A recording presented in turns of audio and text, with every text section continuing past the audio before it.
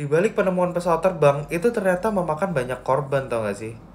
Dimana salah satunya adalah ilmuwan muslim terkenal pada abad 9, cuy. Jadi langsung aja inilah sejarah penemuan pesawat terbang.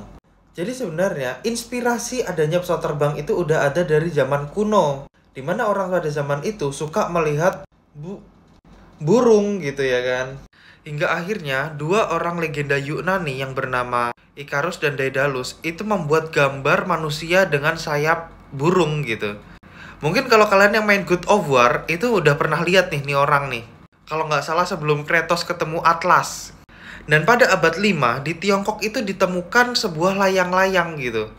Yang pada akhirnya membuat orang ini berpikir, oh ternyata benda itu ada yang bisa terbang gitu.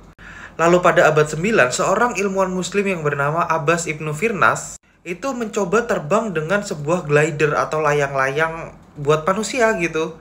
Sayangnya glidernya ini gagal mendarat dengan baik dan menyebabkan beliau ini terjatuh dan mengalami cedera tulang belakang, dan setelah itu beliau meninggal akibat cedera tersebut. Pada 1783, Joseph dan Etienne ini menemukan balon udara yang bisa ditumpangi oleh manusia. Dan ini menjadi penerbangan manusia pertama yang sukses gitu. Tapi sayangnya balon udara ini dianggap nggak efektif karena manusia yang terbang itu tanpa kendali. Jadi mereka terbangnya nggak jelas gitu ya kan. Tapi dari balon udara ini memantik banyak ilmuwan untuk menemukan sebuah benda yang bisa menerbangkan manusia dan bisa dikendalikan. Dan akhirnya pada akhir abad ke-19, Sir George Cayley itu merancang sebuah pesawat dengan sayap. Di mana hal tersebut menyebabkan si bapak-bapak ini dijuluki bapak aerodinamika. Di mana dia menggunakan konsep gaya angkat.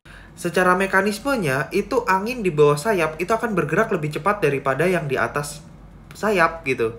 Dari konsep aerodinamika yang dikemukakan oleh Sir George Cayley ini, akhirnya pada akhir abad ke-19, seorang penemu asal Jerman bernama Otto Lilienthal itu kembali membuat glider, tapi sekarang dengan konsep aerodinamika yang dikemukakan oleh Sir George Cayley.